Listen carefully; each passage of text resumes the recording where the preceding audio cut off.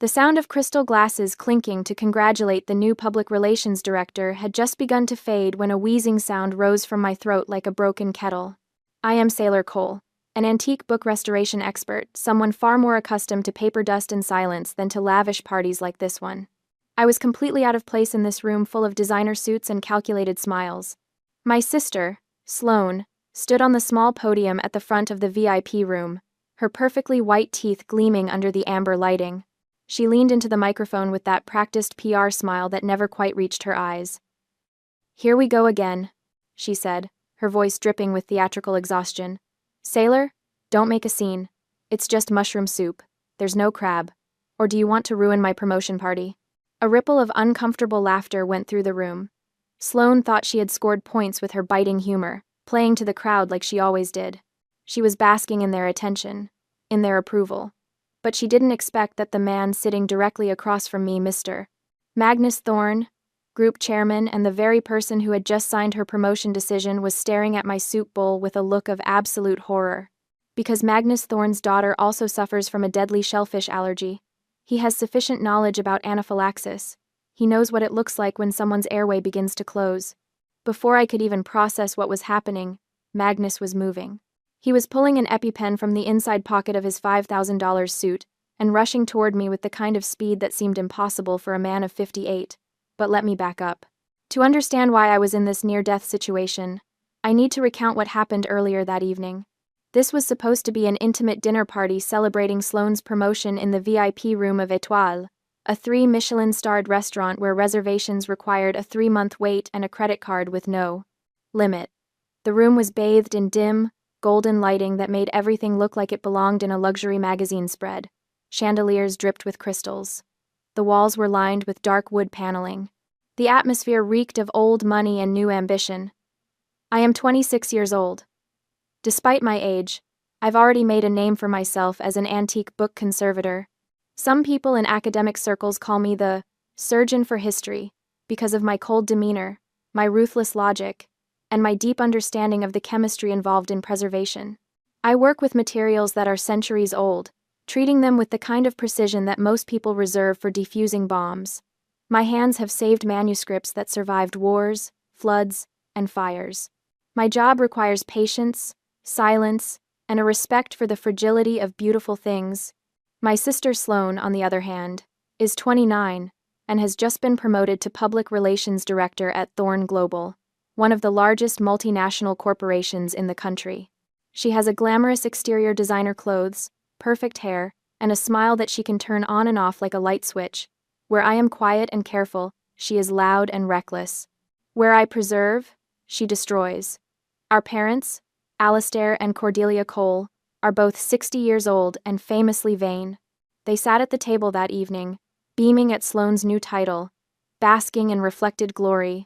They loved to talk about Sloane's important career, her connections, her visibility.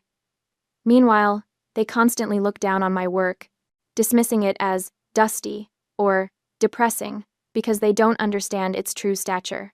To them, I am the disappointing daughter who chose books over boardrooms.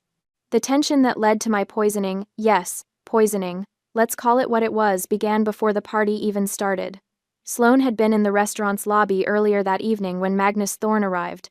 She had tried to intercept him, to pull him aside and show him a media report she had prepared about Thorne Global's latest acquisition. She wanted his attention. She wanted his praise. Instead, Magnus spotted me standing near the coat check, and his face lit up with genuine interest. He walked right past Sloane and spent a full 20 minutes discussing the deacidification process of ancient paper with me. He asked detailed questions about pH balance, about alkalization treatments, about the difference between European and Asian paper fibers. He was fascinated. He told me about a collection of 18th-century letters his company had recently acquired and asked if I would consider consulting on their preservation. I watched Sloane's face throughout that conversation. I saw the way her jaw tightened. I saw the way her fingers curled into fists at her sides. I saw the rage building behind her eyes. This was supposed to be her night, her moment. And here I was, the little sister with the boring job, stealing the attention of the most important person in the room. Sloane's jealousy was insane and dangerous. She wanted to humiliate me.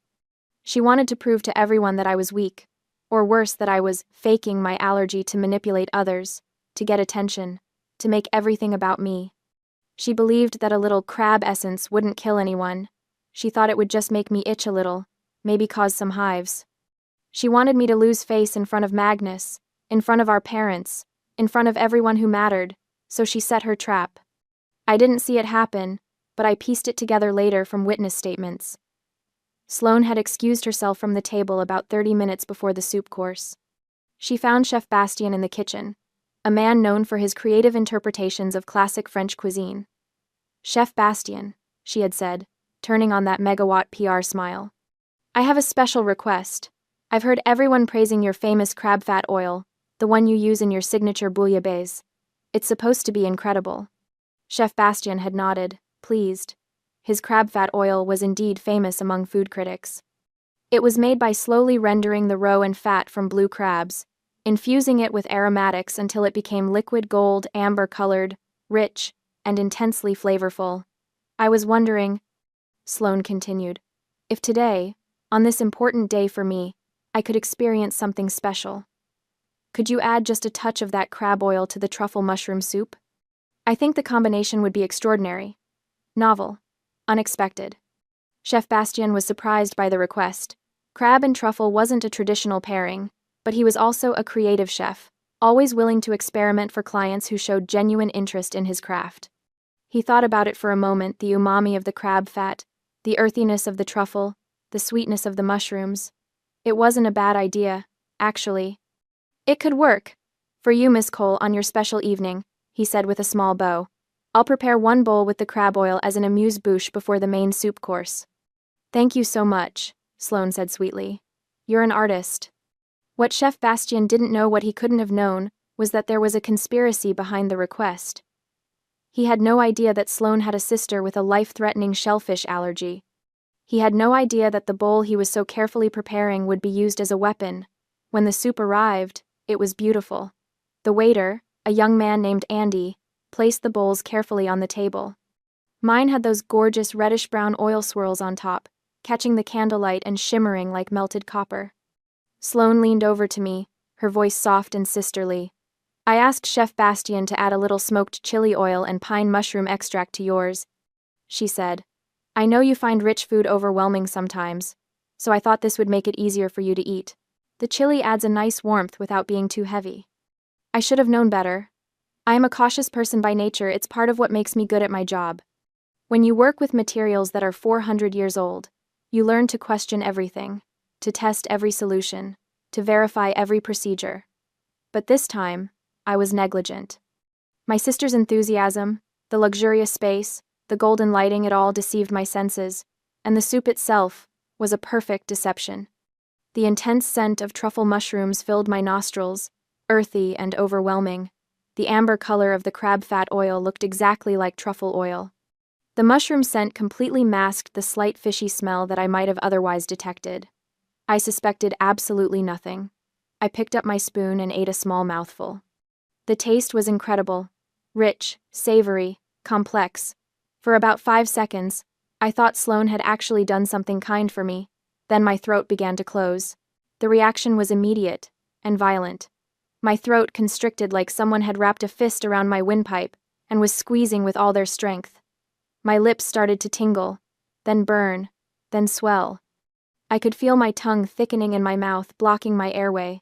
My skin erupted in hives, angry, red welts that spread across my arms and chest like wildfire. I tried to stand up, but my legs wouldn't support me. The room tilted sideways. I fell from my chair, hitting the plush carpet hard enough to knock the wind out of me, or what little wind I had left. I couldn't breathe. I couldn't speak.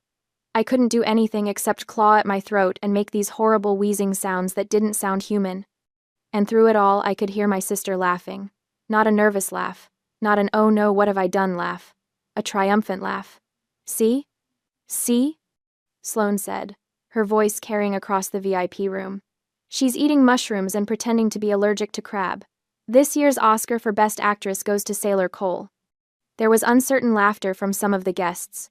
Others looked uncomfortable, unsure whether this was some kind of family joke or something more serious. "Come on, Saylor." Sloane continued, walking closer to where I was writhing on the floor. You can drop the act now. You've got everyone's attention.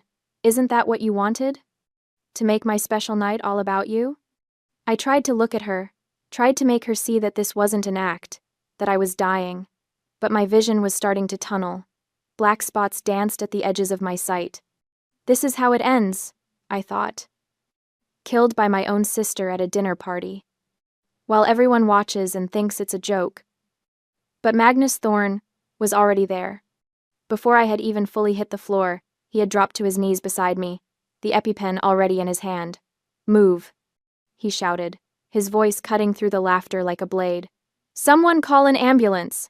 Now! Hold still, he said to me, his voice calm despite the chaos. You're going to be okay. I've got you.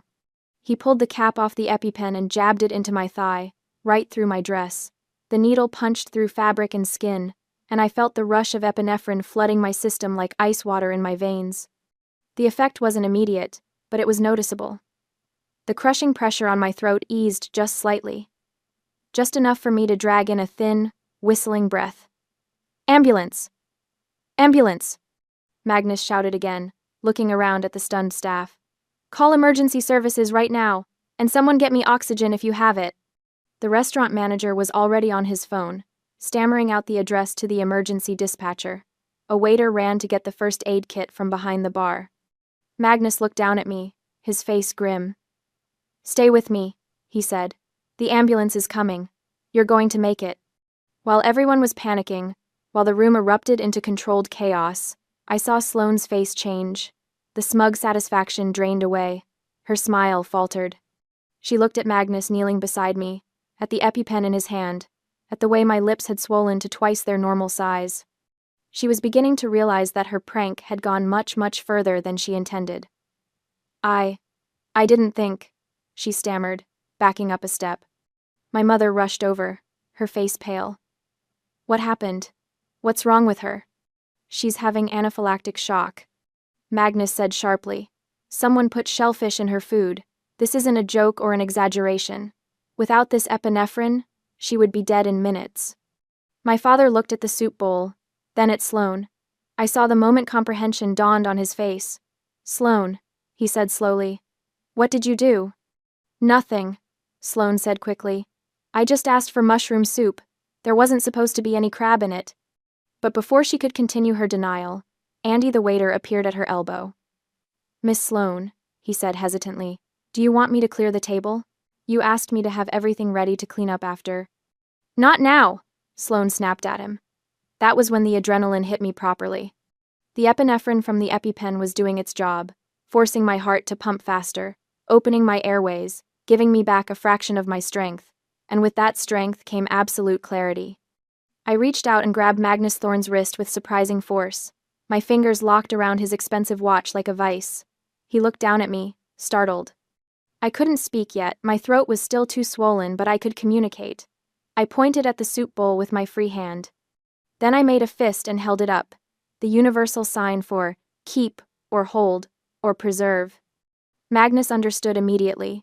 He might not have been a police officer or a lawyer, but he was a billionaire who had built an empire on his ability to read situations and act decisively. He knew exactly what I was telling him. No one touches that soup, he roared, his voice carrying the full weight of his authority. Security, seal this table. This is a crime scene. The restaurant security guards, who had been hovering uncertainly at the edges of the room, immediately sprang into action. They formed a barrier around the table, preventing anyone from approaching. Mr. Thorne, Sloane said, forcing a laugh. Isn't that a bit dramatic? It's just a misunderstanding. Nothing leaves this room. Magnus interrupted her, his voice cold as Arctic ice. Not the dishes, not the soup, not a single napkin. Everything stays exactly where it is until the authorities arrive. My mother grabbed Sloane's arm. Tell me you didn't do this on purpose, she whispered urgently. Tell me this was an accident. Sloane opened her mouth to answer, but no sound came out. Her face had gone sheet white. I lay on the floor, still holding Magnus's wrist, and felt a grim satisfaction spread through me despite the pain, despite the fear, despite the fact that I could barely breathe. I had used my last bit of strength to preserve the most important evidence, the soup, that nearly killed me. The proof of what my sister had done. That was my first small victory before the darkness started to creep in at the edges of my vision again. The last thing I remember before the paramedics arrived was Magnus leaning over me, his hand steady on my shoulder, and saying, "You're a fighter. Good. You're going to need that." The paramedics worked on me right there in the VIP room, while Magnus gave orders like a general commanding troops. They gave me another dose of epinephrine, hooked me up to oxygen, checked my vital signs. My blood pressure was dangerously low. My oxygen saturation was in the 70s, it should have been in the 90s. "We need to transport immediately," one of the paramedics said. "She needs to be in the ER under observation. Anaphylaxis can have a biphasic reaction, she could crash again in a few hours." But before they could wheel me out on the stretcher, Magnus turned to face Sloane. His expression was carved from stone. "You said this was normal mushroom soup?" he asked her, his voice deadly quiet. Sloane's hands were shaking. She clasped them together to hide it. "Yes," she said, but her voice cracked on the word. "Of course it was normal mushrooms. The girl always overreacts to everything. She's probably just having a panic attack." "A panic attack doesn't cause your airway to close," Magnus said flatly. "A panic attack doesn't require an EpiPen. Stop lying." That was when Chef Bastien burst into the VIP room. He had been in the kitchen when Andy informed him that there had been a medical emergency involving the soup. He had been told that a guest was allergic to shellfish. The words had hit him like a physical blow. "Miss Sloane," he said, his face flushed with distress and confusion. "The waiter just told me what happened." "But I don't understand, you requested the crab fat oil yourself. You asked me to add it to the truffle soup.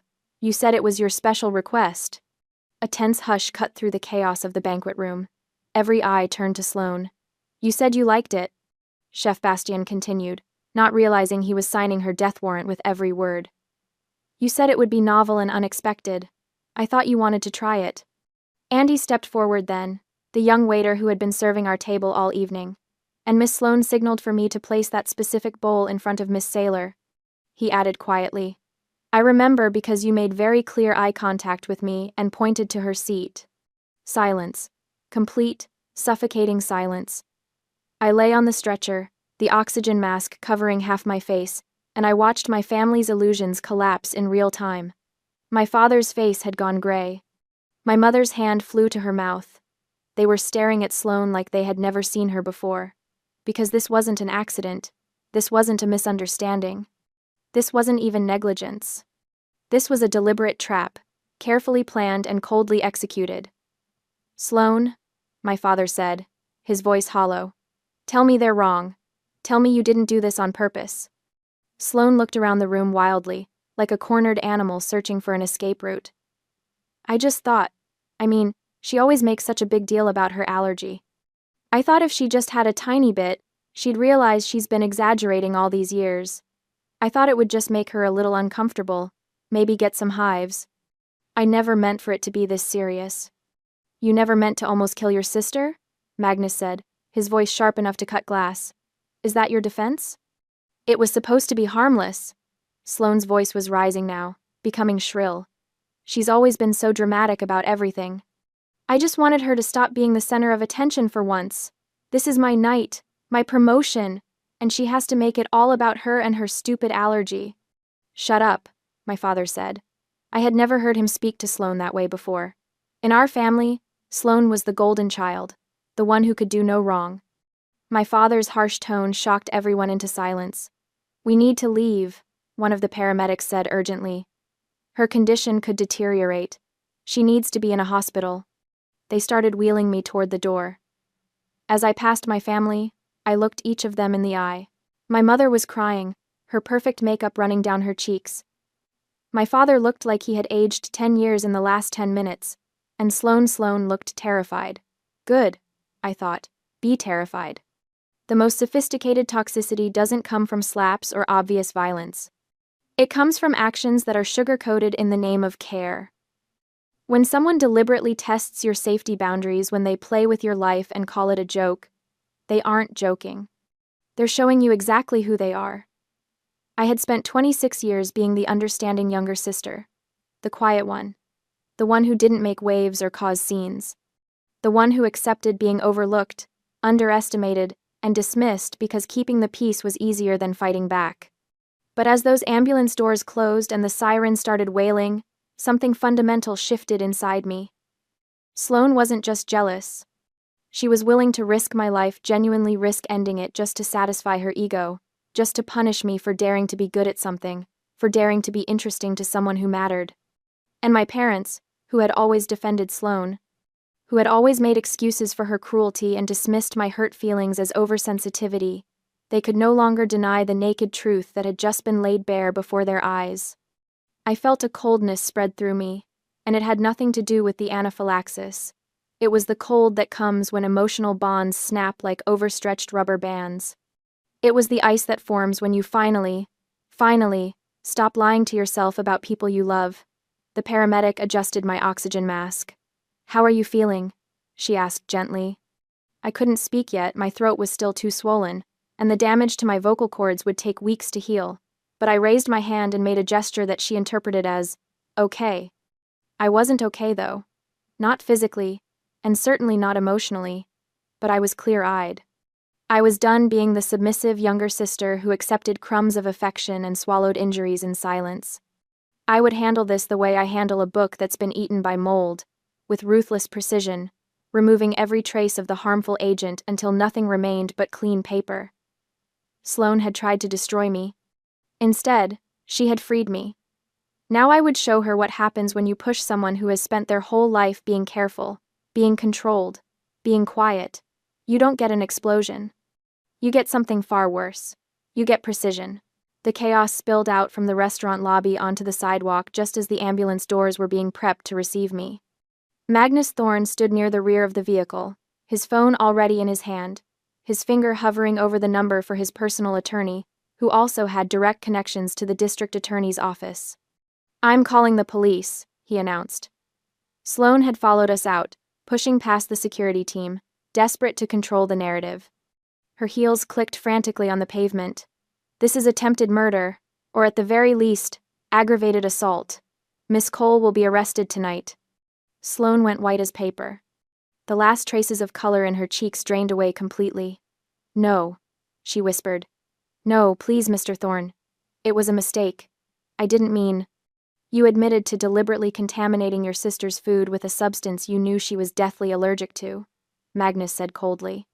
"You did this at a company event, using company resources, while representing Thorne Global as our new PR director. If I call the police right now, you'll be in handcuffs before midnight. Your career will be over before it begins. And given the premeditated nature of this attack, you're looking at serious prison time." My mother grabbed Sloane's arm, her face crumpling. "Oh, my sweet girl, what have you done? What have you done?" My father stood frozen, his brain clearly trying to calculate the social and professional fallout of having a daughter arrested for attempted murder at a Michelin-starred restaurant. The scandal would be enormous. Inescapable. But I saw something else happening. I saw the way Magnus's hand tightened on his phone. I saw the way the other dinner guests were hovering nearby, their phones out, probably already texting their friends about the drama.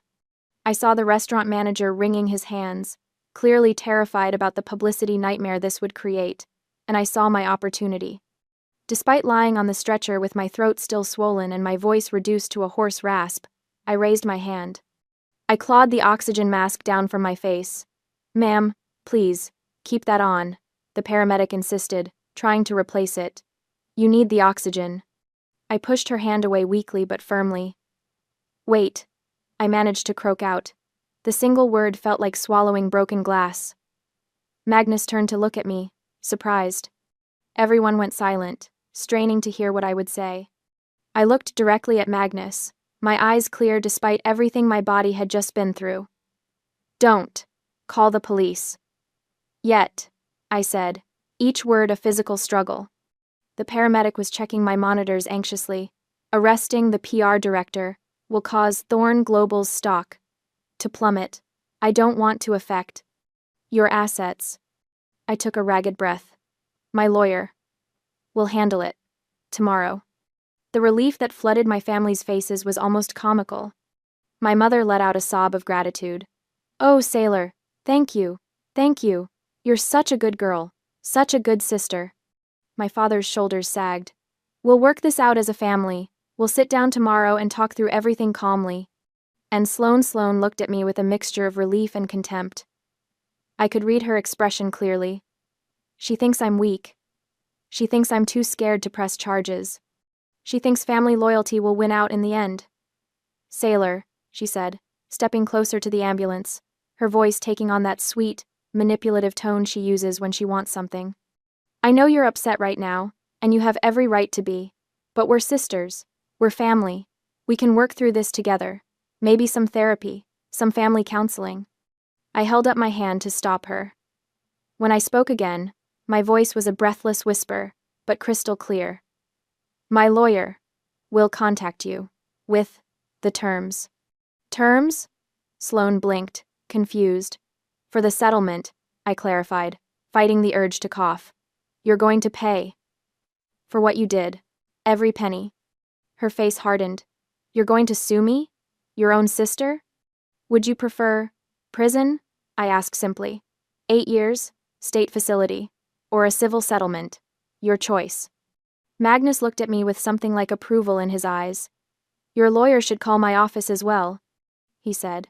I'll make sure Chef Bastian and Andy provide full statements about what happened tonight. Thorn Global will cooperate completely with any legal proceedings. Thank you, I whispered. Don't thank me, Magnus said quietly. You saved yourself tonight. Preserving that evidence was smart. Most people in your situation would have been too panicked to think clearly. I work with fragile things, I said, finally allowing the paramedic to replace the mask. I know how to protect them. We really need to go now, the paramedic said firmly, signaling the driver. She needs to be under medical supervision. As the ambulance doors started to close, I took one last look at my family standing on the sidewalk. They thought I had shown mercy. They thought I had chosen family over justice. They thought I was still the same quiet, accommodating sailor who always put their needs before her own. They were wrong. I needed time. Time to build an airtight case. Time to let them relax their guard. Time to gather every piece of evidence that would make what came next absolutely undeniable. Sloan thought, working with a lawyer tomorrow meant some gentle negotiation, maybe a small payment to smooth things over, maybe an apology that would let us all move on and pretend this never happened. She had no idea what was coming. I spent 3 days in the hospital. The anaphylaxis had done more damage than the doctors initially realized. My vocal cords were inflamed and damaged from the swelling, leaving my voice hoarse and weak. I would need weeks of speech therapy to fully recover. The repeated doses of epinephrine had strained my heart, requiring cardiac monitoring. And psychologically, I was a mess. Nightmares of choking, panic attacks triggered by the smell of mushrooms, a bone-deep terror every time I had to eat anything. But I didn't rest. I didn't waste a single moment feeling sorry for myself. On the second day, while I was still hooked up to IVs and monitors, I had my lawyer, Mr. Lewis, visit me. He was a sharp, aggressive attorney in his mid-40s who specialized in civil litigation and personal injury cases.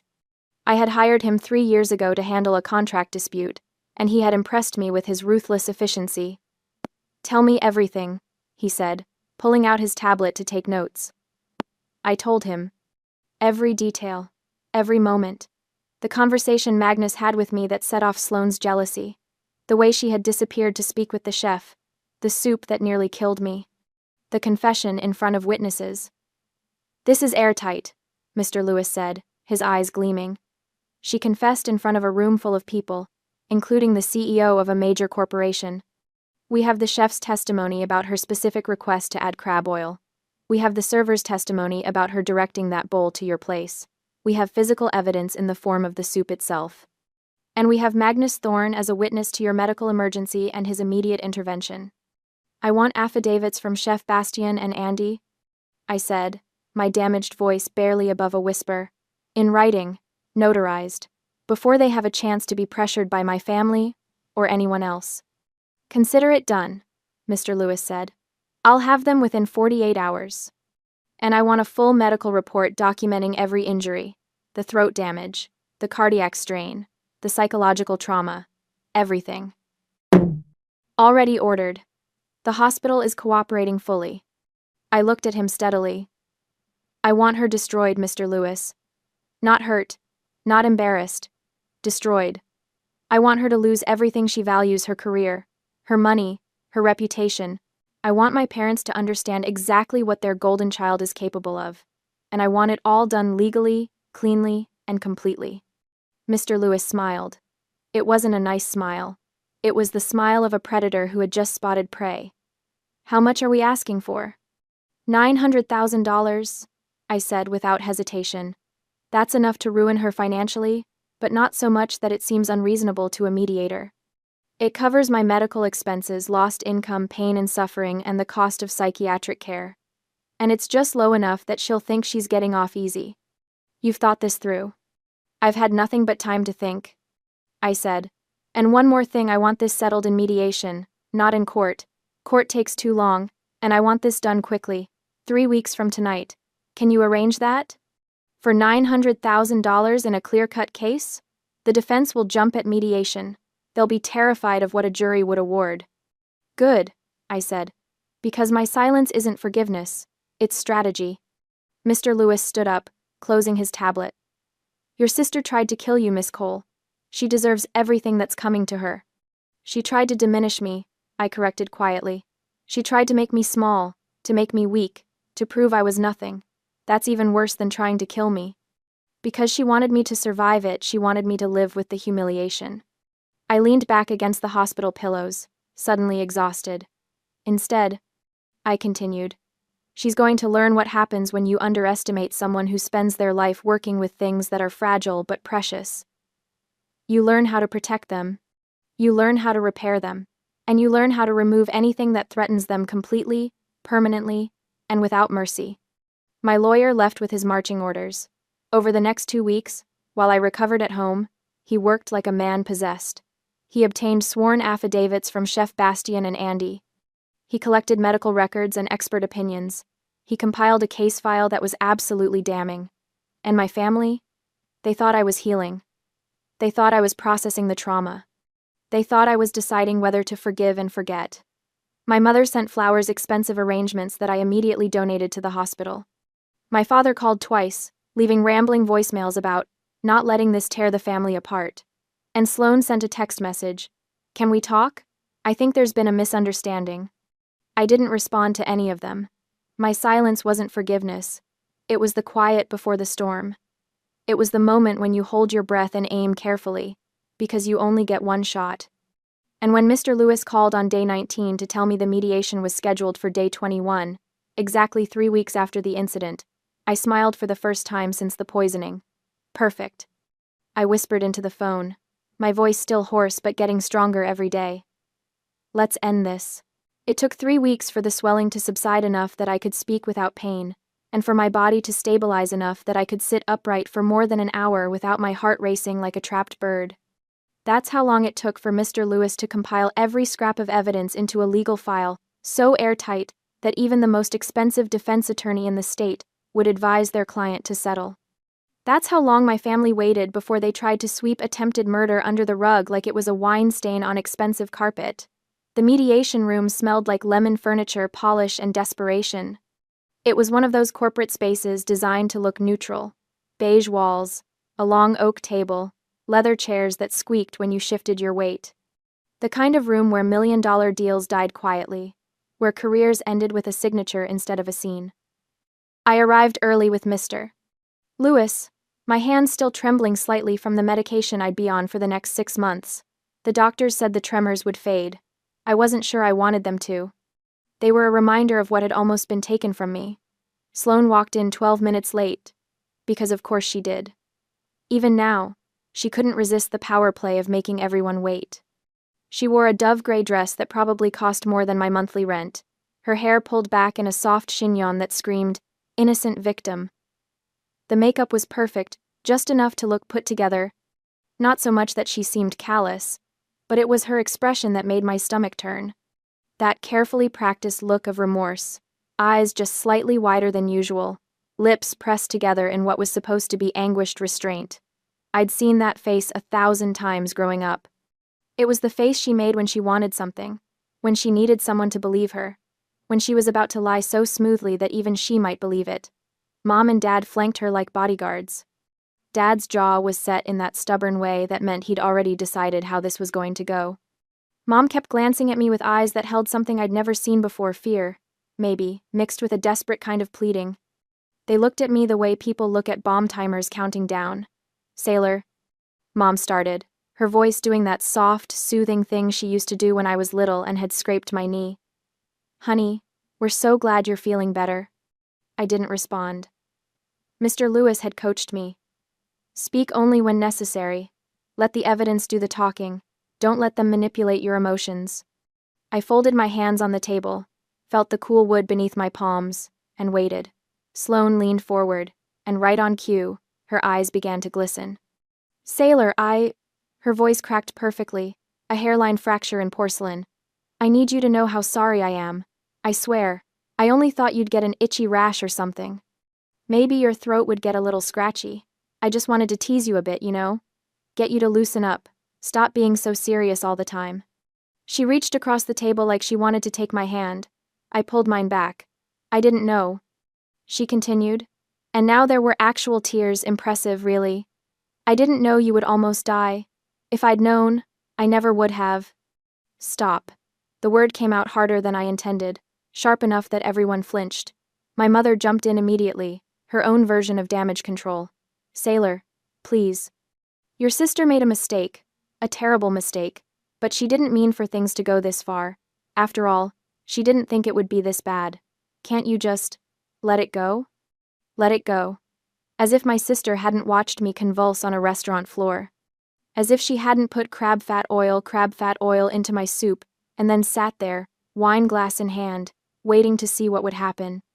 As if I didn't think it would be this bad was somehow a defense for poisoning someone. Dad cleared his throat, his voice taking on that paternal weight that used to make me fall in line as a kid. Saylor, I know you're angry. You have every right to be. But at the end of the day, no matter what happens, we are your only family, aren't we? Family forgives. Family moves forward. Something inside me cracked, but not the way they wanted. I felt it in my chest, that final tether snapping clean. The obligation, the guilt, the desperate childhood wish that someday they'd choose me first, all of it fell away like dead weight. My voice came out shaking, but not from weakness, from rage, from grief, from the sudden, dizzying clarity of someone who'd just stepped out of a burning building and could finally see the sky. No. Sloane's perfectly crafted expression flickered. No, I don't want a family like this. I looked at each of them in turn, Sloane with her designer victimhood, Mom with her enabler's desperation, Dad with his patriarch's entitlement. I absolutely will not let it go. The silence that followed was so complete I could hear the wall clock ticking. Mr. Lewis chose that moment to open his briefcase. The snap of the lock sounded like a judge's gavel. Miss Cole, he said, addressing Sloane with the kind of clinical coldness that made it clear there were no diminutives here, no sisterly nicknames, no family ties that would soften what came next. You are a PR director. You've built a career on understanding optics, on manipulating narratives, on knowing exactly how actions will be perceived. He pulled out a document, slid it across the table. Which means you are smart enough to know the boundary between a prank and attempted manslaughter. Sloane's face went white. That's not... I didn't... We have testimony from Chef Bastian confirming that you specifically requested crab fat oil be added to your sister's soup. Mr. Lewis's voice never rose, never wavered. We have testimony from Andy, the server, confirming that you personally ensured the soup went to your sister's place setting. We have toxicology reports confirming the presence of shellfish proteins in Miss Saylor Cole's system at concentrations consistent with deliberate contamination. He pulled out another document. Then another. We have your text messages to Chef Bastian from 3 days before the dinner, asking about ingredients that could cause a reaction. We have your internet search history. How much shellfish causes allergic reaction? Can you hide crab oil in soup? Symptoms of severe allergic reaction. Each piece of evidence landed like a stone in still water, ripples spreading outward. This was premeditated, Mr. Lewis said, which elevates it beyond reckless endangerment. The DA's office has indicated they would pursue charges of aggravated assault with intent to cause grievous bodily harm. Given the evidence of planning, You're looking at 8 years in a state correctional facility. The color drained from my parents' faces. Sloane started shaking her head, fast, frantic. No, no, that's not, I didn't mean. Alternatively, Mr. Lewis continued, his tone shifting just slightly, like a door opening a crack. My client is willing to settle this matter civilly. We will forego criminal prosecution in exchange for full compensation for medical expenses, pain and suffering, emotional distress, and punitive damages. Dad found his voice. How much? Mr. Lewis looked at me. I gave him the smallest nod. $900,000. The number hung in the air like a guillotine blade. That's insane. Sloane's careful composure shattered completely. I don't have that kind of money. Nobody our age has that kind of. You have a 2-bedroom apartment in Riverside Heights, valued at approximately $400,000, Mr. Lewis recited without looking at notes. You have jewelry, a vehicle, investment accounts. Your parents have retirement funds, home equity. He leaned forward. The alternative is prison time, a criminal record, and civil liability that could follow you for decades. This settlement includes a comprehensive release of liability and a non-disclosure agreement that protects your reputation. You get to keep your freedom and whatever dignity you have left. Mom's hand flew to her mouth. Dad stared at the table like the wood grain might rearrange itself into a solution. Sloane looked at me, really looked at me, maybe for the first time in our lives. I saw the moment she understood this wasn't her baby sister anymore. This wasn't the girl who'd swallow every slight, who'd make herself smaller so Sloane could shine brighter. This was someone who'd nearly died and decided that survival wasn't enough. I wanted restitution. I wanted consequences. I wanted everything she'd used to hurt me turned against her. You can't do this, she whispered. I met her gaze, steady. I can. I am. My parents looked at me with eyes full of something I'd never seen directed at me before, fear, and underneath it, hatred. The kind of hatred you reserve for someone who's broken the unspoken rules, who's refused to play their assigned role. I looked away. Their opinions didn't matter anymore. It took 45 minutes of negotiation, of my father trying to argue the amount down, of my mother crying, of Sloane alternating between rage and desperation. But in the end, the math was simple. $900,000 or 8 years in prison. They signed. I watched Sloane's hand shake as she put pen to paper, watched the careful signature that had probably graced 1,000 PR documents now binding her to financial ruin. Watched my parents sign as co-guarantors, their retirement security traded for their golden child's freedom. When it was done, when the papers were collected and the terms were set full payment within 90 days, with the first installment due in 2 weeks, Sloane looked at me one last time. I'm your sister, she said, voice hollow. No, I replied, standing up, gathering my coat. You were someone who tried to kill me. There's a difference. I walked out of that beige room, out of that building, into afternoon sunlight that felt like absolution. Behind me, I heard my mother crying. I heard my father's voice, angry now, saying my name like a curse. I didn't look back. The seasons had barely changed before news reached me through a former colleague who kept tabs on industry gossip that Saylor Cole was unemployed. The PR firm had let her go quietly, citing restructuring, but everyone knew the truth. Word travels fast in professional circles, especially when it involves someone who'd burned as bright and as publicly as Sloane had. The whispers followed her. Unstable. Liability. That girl who poisoned her sister. She'd sold the Riverside Heights apartment at a loss, desperate for quick cash. The jewelry went to a consignment shop. The car, leased, was returned. My parents had withdrawn their entire pension fund and taken out a second mortgage on their house to make up the difference. The first payment had cleared, then the second. Each one a chunk of the life Sloane had built on the foundation of everyone else's diminishment. I learned later, months later, from that same gossipy colleague about the engagement party, one of Sloane's old high school friends, someone who didn't run in PR circles and hadn't heard the stories. Sloane showed up in a borrowed dress, desperation hidden behind that same practiced smile. She'd found him at the cocktail hour. Richard. Something or other. Old money. Divorced. Lonely enough to be charmed by a beautiful woman who laughed at his jokes. It was classic Sloane, really. She'd always known how to read people, how to become exactly what they wanted. For 2 months, she played the role perfectly. let him wine and dine her, moved into his penthouse apartment in the financial district, started posting carefully curated photos on social media. Look at me. I'm back. I'm fine. I'm better than ever. But you can't hide who you are forever. Eventually the mask slips. He caught her lying about something small where she'd gone to college, maybe, or what she'd done for work. One lie unraveled into another, and another, until he did what any sensible person would do. He started digging. What he found was the truth. Not the sanitized version Sloane had tried to sell, but the real story. A woman who'd poisoned her sister. A woman who'd been sued into financial oblivion. A woman who'd do anything, hurt anyone, to claw her way back to the top. He kicked her out. Not dramatically, from what I heard, just coldly, efficiently. Had his assistant pack her things, left them in the lobby, changed the locks, the same way you'd remove any other threat from your life. Last I heard, Sloane was working for a telemarketing company in a strip mall across town. 40 hours a week in a fluorescent lit room, reading scripts to people who hung up on her, making $12 an hour. Sometimes I wondered if she thought about that dinner party. If she lay awake at night in whatever cheap apartment she could afford now, thinking about the moment she'd decided that hurting me was worth the risk. I hoped she did. 1 year after the night I nearly died, I stood in my library. My library. The words still felt surreal, even after months of saying them.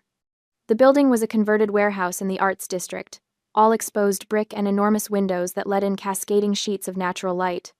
The air smelled like old paper and lemon oil, that particular perfume of preserved history. Rows of custom-built shelves lined the walls, each one holding volumes in various states of restoration. Some were pristine, waiting to be catalogued. Others were works in progress spines carefully separated from text blocks, pages laid flat under weights, acid damage being painstakingly reversed with specialized solutions. This was my company, Cole Conservation and Restoration. I'd almost used a different last name, wanted to shed that final connection to my family, but Mr. Lewis had advised against it. Own it, he'd said. You're not the one who should be ashamed. The settlement money had been the seed, $900,000, minus legal fees, minus medical expenses, minus the cost of therapy I'd needed to process what my own sister had done to me. What remained was enough to lease this space, buy equipment, hire 2 junior conservators, and establish a reputation. Turned out, nearly dying had made me something of a legend in certain circles. The book conservator who'd almost been murdered, who'd survived and built an empire.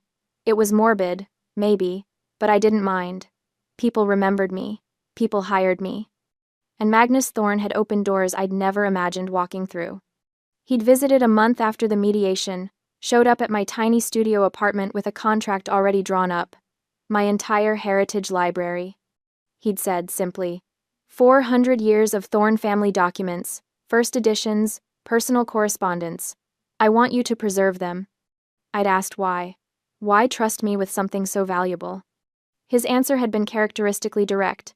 Because you understand that some things are worth saving, and some things need to be cut out like cancer. You know the difference.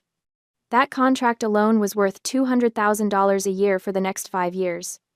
It had given me credibility, attracted other high-net-worth clients, allowed me to expand faster than I dreamed. Now, a year later, my company was valued at $2.5 million. I walked through the library, trailing my fingers along spines, feeling the texture of leather and cloth and vellum. Each book was a small universe, a preserved fragment of someone's thoughts, someone's world. Some were damaged when they came to me, water stains, mold, pages eaten away by time and neglect and acid. I fixed them, carefully, methodically, with patience and precision. I reversed the damage, stabilized what could be saved, and when necessary, made the hard decision to let go of what was too far gone. It was meditative work, solitary work. The kind of work that suited someone who'd learned that not all relationships could be repaired, that sometimes the healthiest thing you could do was seal away the toxic elements and build something new. My junior conservators, Emily and David, were in the back room working on a collection of 18th century letters. I could hear Emily's soft humming, the rustle of tissue paper, the quiet industry of people who loved what they did. I'd built this. Not with family money or family connections, but with the compensation for nearly being murdered. Every shelf, every tool, Every carefully restored page was proof that I'd taken the worst thing that ever happened to me and alchemized it into something beautiful.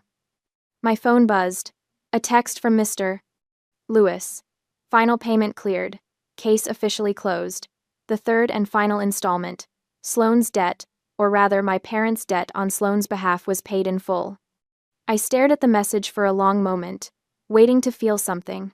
Triumph, maybe. Or closure. Instead, I just felt quiet. I walked to the window, looked out at the city. Somewhere out there, Sloane was probably sitting in a telemarketing cubicle, reading a script, being hung up on. My parents were probably in their mortgaged house, resenting me, telling each other I'd overreacted, that family should forgive. They were wrong, but it didn't matter anymore. Their opinions were like voices from a country I'd emigrated from, distant, irrelevant, someone else's problem. I turned back to my library, to the restoration table where a 16th-century manuscript waited for my attention. The pages were brittle, edges darkened with age, but the text was still legible. Still valuable, still worth saving. I sat down, pulled on my cotton gloves, selected my tools with the precision of a surgeon. This was what I did now. I preserved what was precious. I eliminated harmful agents, whether they were acid on paper or toxicity in blood relations. I carefully opened the manuscript, began assessing the damage, planning the restoration. Outside, the afternoon sun slanted through the windows, illuminating dust motes that danced like golden snow. My life was whole now. Brilliant. Built on the ashes of the career of the sister who'd tried to kill me, and for the first time in 26 years, I was exactly where I needed to be.